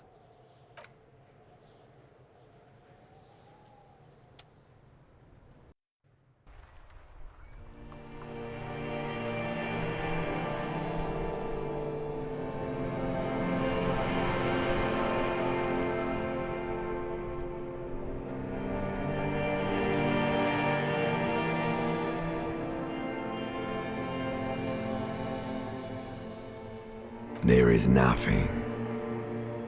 Again. Well, almost nothing. There is the ground below you, that's still there. And the small light that's on, fluttering, somewhere in the basal ganglia. That's me. Blue eyes, that's me. Is it? The world is gone. You are no longer reacting to outward stimuli, yet still. A bitter, caustic sense of loss remains. Even in the darkness, great sorrows slip in the water. Slimy. Here in the paleo-mammalian cortex, we call it the shadow. Because it's always there. There is no Voyager Road. There are no roads, no houses, no lights in the windows. It's all on pause. Bloated corpse of the past resurfacing. Beautiful.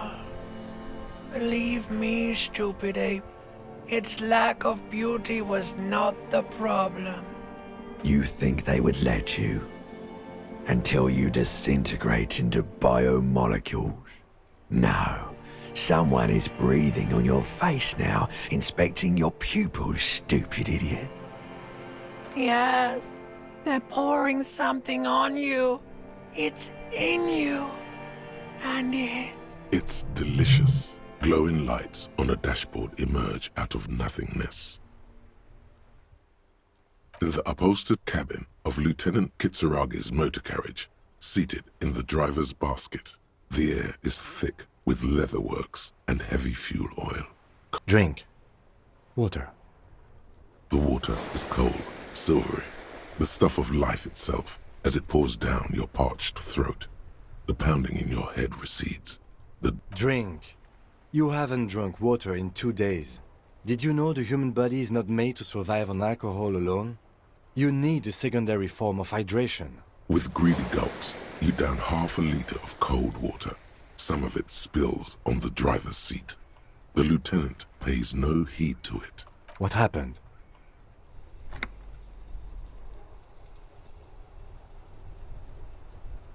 You were reading your paperwork. Then you passed out. I carried you to my kinema to take you to a hospital. Then you came to. 10 minutes, maybe. Right. You dropped these. Are you okay to proceed? Good. The Ledger of Failure and Hatred is a special item that can... Lonesome, long way home. Here we go. Home awaits. Walk past Station 41 and through the market, past the Boogie Street spearhead, to the other side of the lake, the frozen eye at the center of the district. Then, past the video rental store on the corner. There, at the end of a street lined with pine trees, a small house no larger than a matchbox. 11 Voyager Road. You no longer live there. Those times are gone. And so are those people. Why did you come here? Why are you still here? And where's the dealer? You have to get back to work. That's all you have now.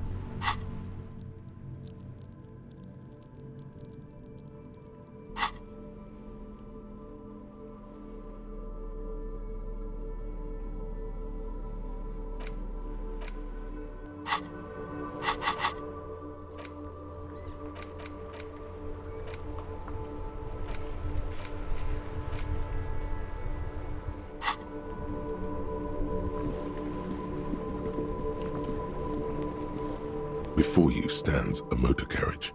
The bodywork is covered in blue and white livery, bearing the number 57. This must be the infernal machine that tore you from oblivion. The Caprice Kinema motor carriage. In the cabin, you are welcomed by a set of steering levers, a radio microphone on a hook, a pull-out toolbox under the seat, and the soft glow of the fuel preheater gauge. All right. Ready? I turn, you press start.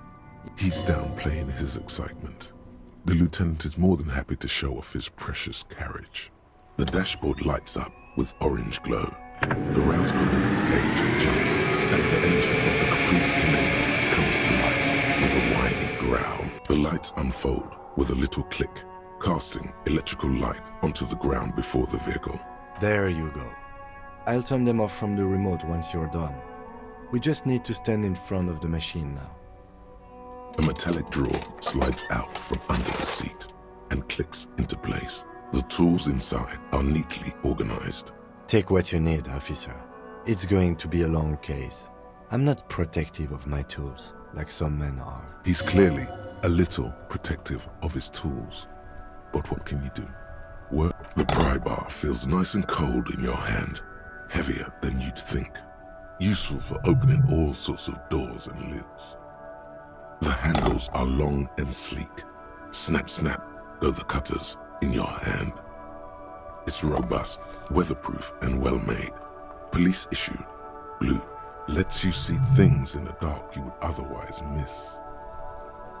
The pull-out toolbox slides back into its nest. Preheater gauge casts a warm glow on the stick. The white suede feels luxurious under the touch, and the metal clutch handle so very familiar in your palm. The frequency tableau lights up, and the green button labeled Prime Line glows like a feline eye. And then you hear something. The soft purr of electrical kittens. Radio waves cast far and wide over the metropolis. A woman's... This is Precinct 57. Hello, Lieutenant. How may I assist you? Hello, Alice. Please assist our colleague from the 41st Precinct here. I'm putting him on. This is Officer Alice Demetri, Precinct 57. How may I assist you? Of course. What is her number, officer? Yes, hold on. Her number is 005 1944 298. Received. Hold on, officer.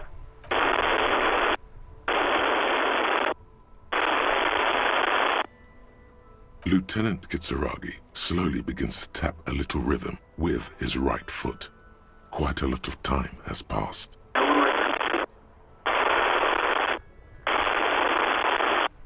Officer, I have Sylvie Malaika on the line for you. Yes, hello? Oh, right. Hello, officer. What can I do for you? You can hear resentment in her tone. She's not thrilled to be talking to you again. There is no resentment in her tone. She wants you to ask her out. No question about it. No, not me. No, sorry. I don't. Not a lot of people have phones around here. Copper thieves take the wires. People don't have the money to have the cables put in again. They use the Union's phone, or the one on the coast. So the Union has a phone, and there's one further down the coast. Got it. It was someone else. We'll find them sooner or later, officer. It just might take a while. What? Of course it bothered me. But I thought the Union already knew about the courts. No one calls the police. The Union would get angry. You know, what the Union says goes. People listen to them and they take care of their own, which is like everyone here. Garbage. Legally, no. In reality, yes. Martinez is de facto policed by the Dock Workers Union. Words are not necessary to feel the lieutenant's discontent for the situation.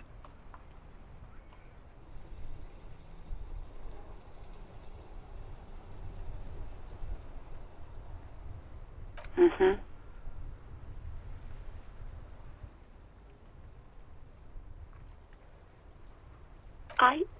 Push her further. No, don't push her. It sounds as if she's about to cry.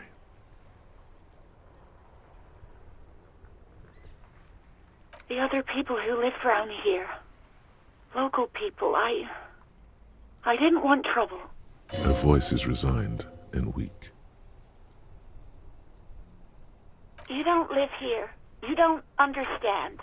Squealing is frowned upon here. Everything is dealt with, well, by the union, internally. Please, I just didn't want any trouble. You do? Oh. Yeah, go on. No, I don't know. It wasn't me. I haven't been out there since. I was terrified of the stench and the corpse. Well, you tried to jam it down the toilet, sir, clogging it completely. After I had unclogged the toilet and retrieved the paperwork, I threw it out in the trash, thinking you didn't need it. I am sorry about that. Anything else, Detective? You mean, why did I leave the bar? Honestly, I'm not really comfortable discussing it with you, sir. Why not?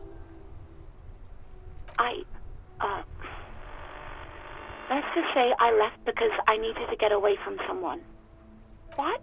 No, why would you even think that?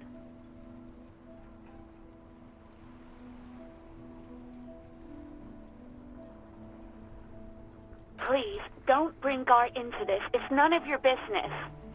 I already said I don't want to talk about this. You're messing everything up again. I do hope so. Please, don't call me again. Bye. Yes, you have obviously done something to upset her at the Whirling in Rags, when she was still working there. I'm not mad, it's just... You were so drunk and so emotional all the time, and then the skua thing happened. It just made me want to quit.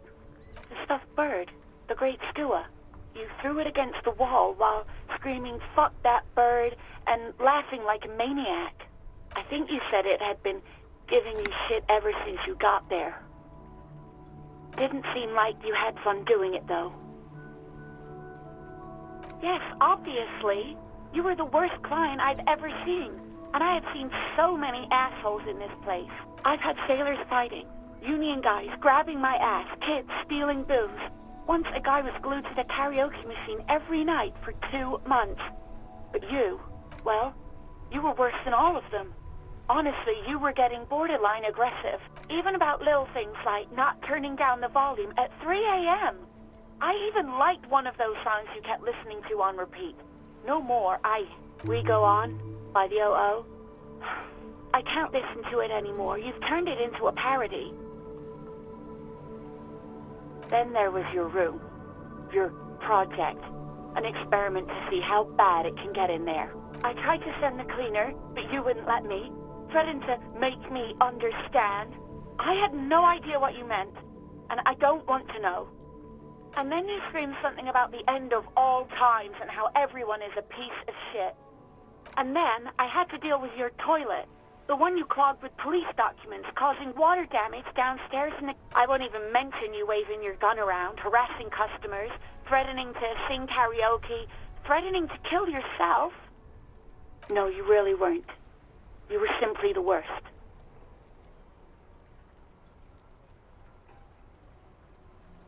God, I knew I shouldn't have brought it up. Just try not to call me again, and let's pretend it never happened. Wait, really? No, this is absolutely not true. I like Gard. I really do. No, I was actually flattered. I've always liked him.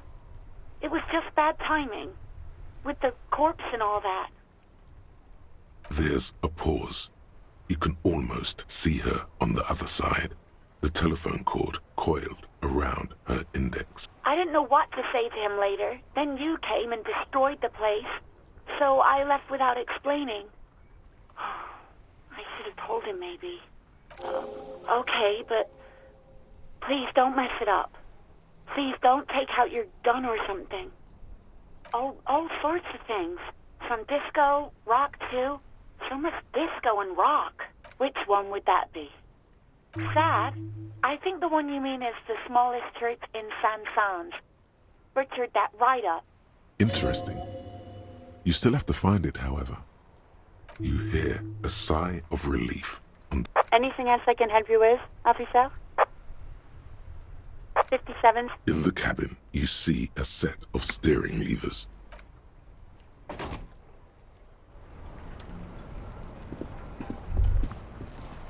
As you hold your ledger's clip under the headlamp, an iridescent hologram appears. There she is. Revachol West. Around the borders of the watermark are dozens, no, hundreds of micro-perforations. There are many of them, and they are divided into 3 separate rows. The first row has 18 dots. The next is the longest. It runs all the way around the border, and then some. There are so many, it's hard to count. More than 150. The last row has... That's it. Those are perforations. They represent your record as an officer of the RCM. Alpha male officers who are proud of their numbers often do. It's meant. The first row represents your years of service. 18 years. Okay, not bad at all. What did you do before you volunteered? That's what it says. I might have guessed even longer based on your age. What did you do all those blissful years of your youth?